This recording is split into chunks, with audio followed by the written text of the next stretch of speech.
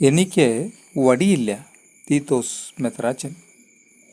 വിശുദ്ധ യോഹന്നാൻ്റെ സുവിശേഷം 10-ാം അധ്യായം 11-ാം വാക്യത്തിൽ ഇപ്രകാരം പറഞ്ഞിരിക്കുന്നു: ഞാൻ നല്ല ഇടയനാകുന്നു.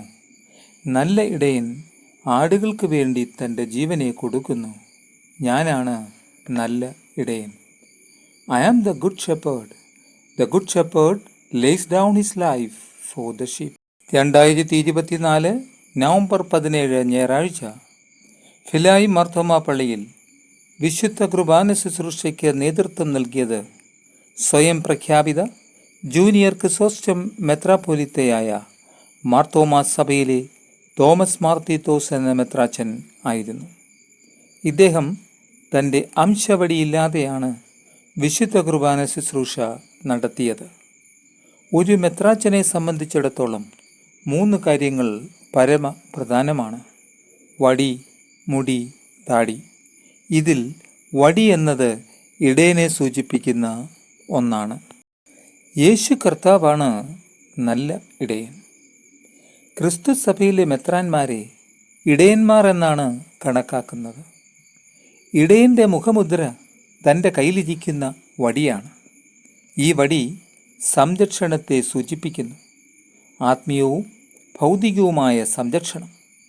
തൻ്റെ ആടുകളെ ശത്രുക്കളിൽ നിന്ന് രക്ഷിക്കുവാനും ഉയരത്തിലെ ചില്ലക്കൊമ്പുകൾ തൻ്റെ വടി കൊണ്ടു താഴ്ത്തി ആടുകൾക്ക് ഭക്ഷണമായി നൽകാനും ഇടയൻ തൻ്റെ വടി ഉപയോഗിക്കുന്നു. ഒരു ഇടയൻ്റെ കയ്യിൽ വടിയില്ല എങ്കിൽ അതിൻ്റെ അർത്ഥം നിങ്ങൾക്ക് സംരക്ഷണം നൽകാൻ എനിക്ക് കഴിവില്ല എന്നാണ്. ആത്മീയവും ഭൗതികവുമായ സംരക്ഷണം നൽകാൻ എനിക്ക് പറ്റില്ല എന്നർത്ഥം. വടി കയ്യിലുള്ള ഇടയൻ നിസ്വാർത്ഥനാണ്. സ്വന്തം രക്ഷയും കാര്യവും ജീവനും മറന്ന് തൻ്റെ ആടുകൾക്കായി തന്നെ തന്നെ സമർപ്പിച്ചിരിക്കുന്ന വ്യക്തിയാണ് വടി കയ്യിലുള്ള ഇടയൻ. തൻ്റെ നിസ്വാർത്ഥതയുടെ പ്രതീകമായ അംശവടി ഉപേക്ഷിച്ച് വിശുദ്ധ കുർബാന ശുശ്രൂഷ അനുഷ്ഠിച്ചതിലൂടെ തീത്തോസ് മെത്രാച്ചൻ പറയാതെ പറഞ്ഞ കാര്യം ഇതാണ്: എനിക്ക് എൻ്റെ കാര്യം മാത്രമാണ് വലുത് എന്ന്. വിശ്വാസികൾ പറയുന്നത് ഇപ്രകാരമാണ്: റോമിൽ ചെന്ന് പോപ്പിനെ കണ്ടപ്പോൾ തൻ്റെ അംശവടി ആ കാൽക്കൽ അടിയറ വച്ചു എന്ന്. തൻ്റെ നിസ്വാർത്ഥത പോപ്പിന് മുമ്പിൽ അടിയറ വച്ച് സ്വാർത്ഥതയുടെ ആവരണം സ്വീകരിച്ചതുകൊണ്ടാണോ അംശവടിയില്ലാതെ വിശുദ്ധ കുർബാന ശുശ്രൂഷ നടത്തിയത് എന്നാണ് വിശ്വാസികൾ ചോദിക്കുന്നത്. മാർത്തോമാ സഭയുടെ മഹത്തായ പാരമ്പര്യത്തിനും ആചാരങ്ങൾക്കും അനുഷ്ഠാനങ്ങൾക്കും പ്രാധാന്യം നൽകാത്ത, പാലിക്കാത്ത തീത്തോസ് മെത്രാച്ചൻ പക്ഷേ കടിച്ചാൽ പൊട്ടാത്ത ഒരു ഇംഗ്ലീഷ് വാക്ക് ഇപ്പോൾ എപ്പോഴും പറയുന്നത് കേൾക്കാം. മറ്റൊന്നുമല്ല, റെക്കൺസിലിയേഷൻ. അനുരഞ്ജനം എന്ന് നാഴികയ്ക്ക് 40 വട്ടം പറയുന്ന തീത്തോസ് മെത്രാൻ ഒരു പ്രാവശ്യമെങ്കിലും ഇത് പ്രാവർത്തികമാക്കുവാൻ ആത്മാർത്ഥമായി ശ്രമിച്ചിട്ടുണ്ടോ? വിശ്വാസികൾ ചോദിക്കുന്നു. പാരമ്പര്യ വിശ്വാസ ആചാരങ്ങളെ ഇല്ലാതാക്കുവാൻ അമിത താൽപ്പര്യം കാണിക്കുന്ന ഈ മെത്രാച്ചൻ സ്വയം പ്രഖ്യാപിത ജൂനിയർ ക്രിസോസ്റ്റം മെത്രാപ്പൊലീത്ത എന്ന് നടിച്ച് കാണിച്ചു കൂട്ടുന്ന കോപ്രായങ്ങൾ കൊണ്ട് വിശ്വാസ സമൂഹം സഹികെട്ട് കഴിഞ്ഞു.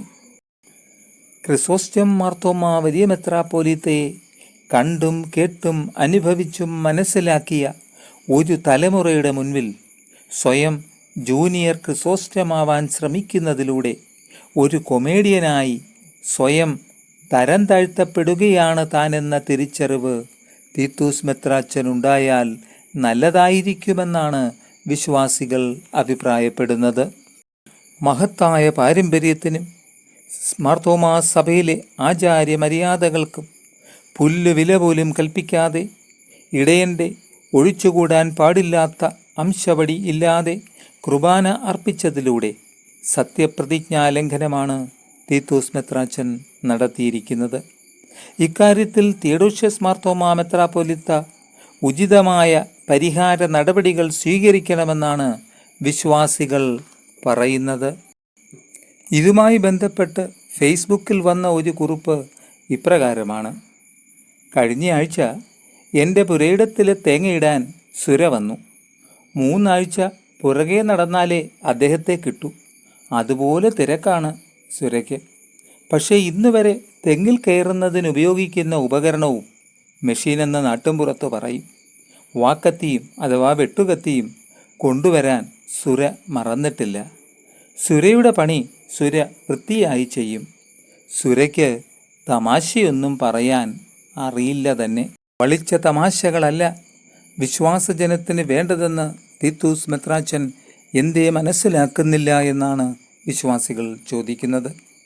ഒരു മെത്രാനായാൽ എന്തുമാകാമെന്ന ധാർഷ്ട്യം ഉപേക്ഷിച്ച് ഇടയ ശുശ്രൂഷ നിസ്വാർത്ഥമായി കൃത്യമായ നിഷ്ഠയോടെ ചെയ്യുവാൻ സാധിക്കുന്നില്ല എങ്കിൽ 75 വയസ്സ് വരെ കാത്തിരിക്കാതെ ഇപ്പോൾ തന്നെ റിട്ടയർ ചെയ്ത് വിശ്രമജീവിതം നയിക്കുകയല്ലേ നല്ലത് എന്നാണ് വിശ്വാസ സമൂഹം ചോദിക്കുന്നത്. 2024 മണ്ഡലയോഗത്തിൽ താൻ 75-ാം വയസ്സിൽ റിട്ടയർ ചെയ്യും എന്ന് തീത്തൂസ് മെത്രാച്ചൻ പ്രഖ്യാപിച്ചിട്ടുള്ളതാണ്. പക്ഷേ ഈ വിവരക്കേടുകൾ അതുവരെ വിശ്വാസ സമൂഹം സഹിക്കേണ്ടി വരുമല്ലോ എന്ന വിലാപമാണ് വിശ്വാസജനത്തിന് ഉള്ളത്.